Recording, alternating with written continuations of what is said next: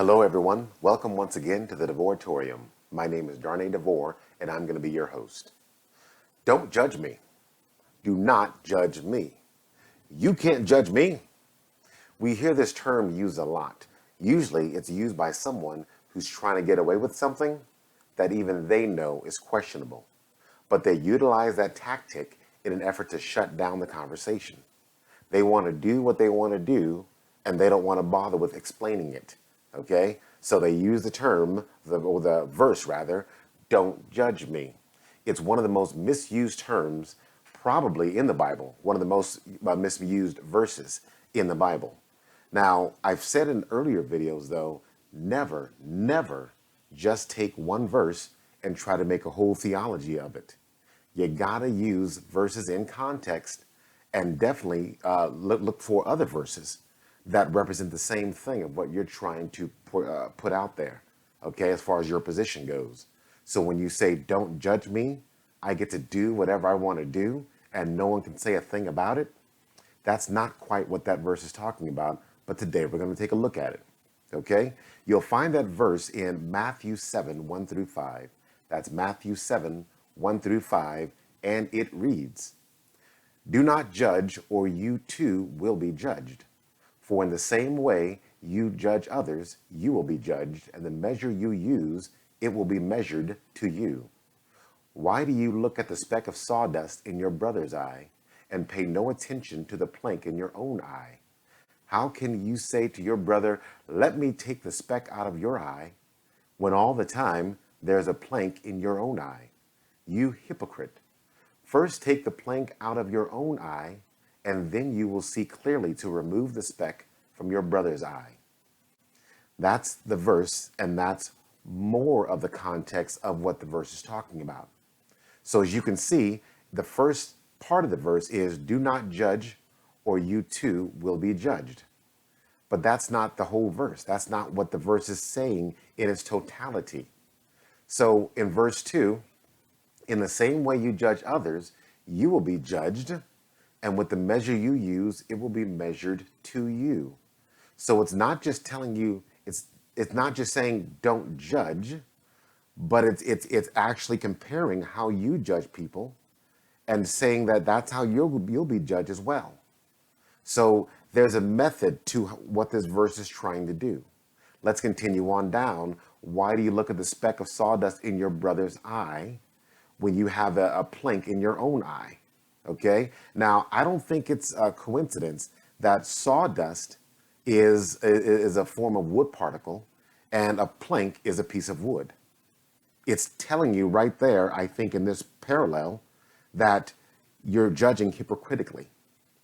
You have the exact same issue. You two are struggling with the same thing. And as long as you're struggling with the same thing, you can't judge him. You can't say, and usually this is how judging usually works. "You can't do that. I would never do such a thing. I'm going to correct you because you've got to do things as I do them." Usually that's how judging works. And the Bible is speaking out against that right now. Usually in the Bible times, those were your Pharisees, okay? Those were the ones who would always tell you or judge you for things you've done wrong. They were experts in the law, okay? But they would always tell you what you're doing wrong, and in the meantime, never once looking in the mirror and seeing what they're doing wrong. All right? Jesus called them a brood of vipers. That's how bad those Pharisees were, even though technically they were keeping every minute detail of the law. So that's, and of course, verse 5, drop down a little bit further, verse 5, it says point blank, "You hypocrite." You hypocrite. Well, what does that mean, you hypocrite? You can't judge someone for doing something you're doing, or does that mean you can't judge at all? So what we're going to do is we're going to take a look at some other verses that talk about judging and see if all these verses are consistent in what they're trying to tell us. Okay? Let's look at our first verse, which is John 7, 23 through 24. John 7, 23 through 24. And it reads, "Now if a boy can be circumcised on the Sabbath, so that the law of Moses may not be broken, why are you angry with me for healing a man's whole body on the Sabbath. Stop judging by mere appearances, but instead judge correctly. This is Jesus talking. Jesus is talking. He's telling you, judge correctly. Don't judge based on appearances, but judge correctly. What's a correct judgment? A correct judgment is not judging hypocritically. As he said in the verse, if a boy can be circumcised on the Sabbath day in keeping with the law that the Israelites were following, well, circumcising someone is considered work. Yeah, it's considered work. So if you can do that on the Sabbath day, why can't I heal someone on the Sabbath day? That's not consistent. It's hypocritical to say you can't do this on this day, but we can do that on this day. That's hypocritical judgment, and Jesus calls it out yet again. Let's look at our next verse, Luke 6:36 through 38. Luke 6:36 through 38, and it reads, "Be merciful just as your Father is merciful." We're going to come back to that shortly, but I want that part of the verse to be clear. Be merciful just as your Father is merciful. Do not judge, and you will not be judged. Do not condemn, and you will not be condemned. Forgive, and you will be forgiven. Give, and it will be given to you. A good measure, pressed down, shaken together, and running over, will be poured into your lap. For with the measure you use, it will be measured to you. Okay? How's that? Are we all caught up now? What's going on here? What is going on here? It's be merciful in your judgments. Be merciful in your judgments. Don't judge so harshly. Okay? Yes, someone's going to do something wrong. Yes, people are going to sin, but yes, so will you. So when you look at that sinner and say you've sinned and you're going to be condemned, that finger you're pointing to them points right back at you, because I've sinned and I'm going to be condemned. I'm going to beg for mercy on Judgment Day. So if I'm going to beg for mercy, guess what I've got to do? I've got to show mercy. I've got to show mercy even in my judgments, if I'm judging correctly, non-hypocritically. Okay? Let's go to Romans 2, 1 through 3. Romans 2, 1 through 3, and it reads, "You, therefore, have no excuse, you who pass judgment on someone else, for at whatever point you judge another, you are condemning yourself, because you who pass judgment do the same things. Now we know that God's judgment against those who do such things is based on truth. So when you, a mere human being, pass judgment on them and yet do the same things, do you think you will escape God's judgment?" Oh, wow. Once again, this is hypocritical judging. Okay? This is, it says in the first verse, the latter part of the first verse, you are condemning yourself, because you who pass judgment do the same things. That's called hypocritical judging, people. Hypocritical judging, and the Bible warns against that. Now, we're looking at us being a mere human being versus God being truth. So when God judges someone, you know there's truth in his judgment, because he's not doing the same things that the people he's judging are doing.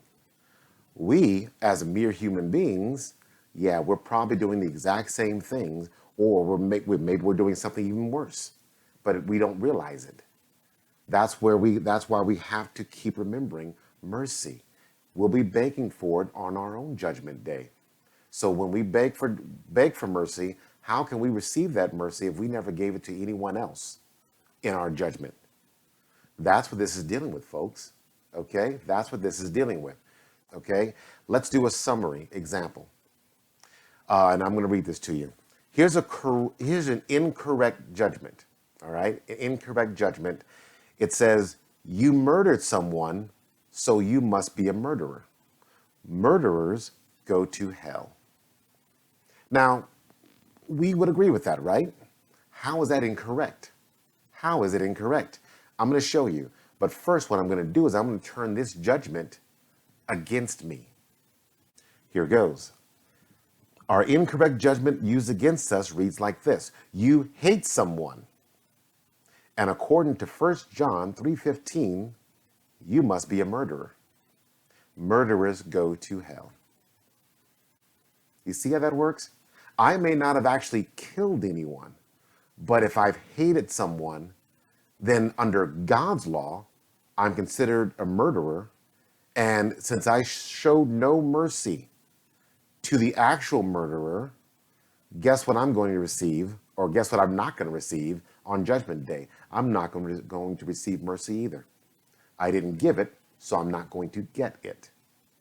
Okay? Is this starting to be clear now? All right? Because even though I didn't physically kill someone, God's perfect law says I did, because I hated someone in my heart. That's how that works in God's perfect law. So now, what is a correct judgment then? Let's take a look. A Christian judgment, this is an example of it. You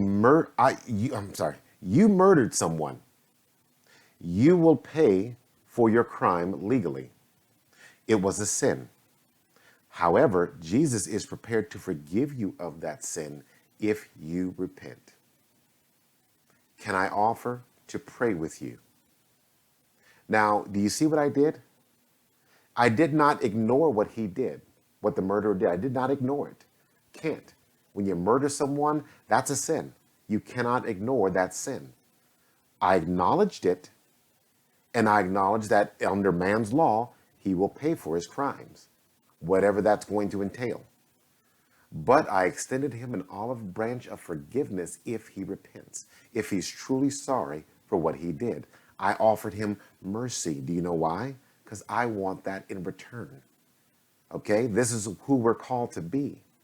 We're called to be merciful even as our Father in heaven is merciful as well. So it's a real short video today, but just when you look at that verse, do not judge. Read it in context.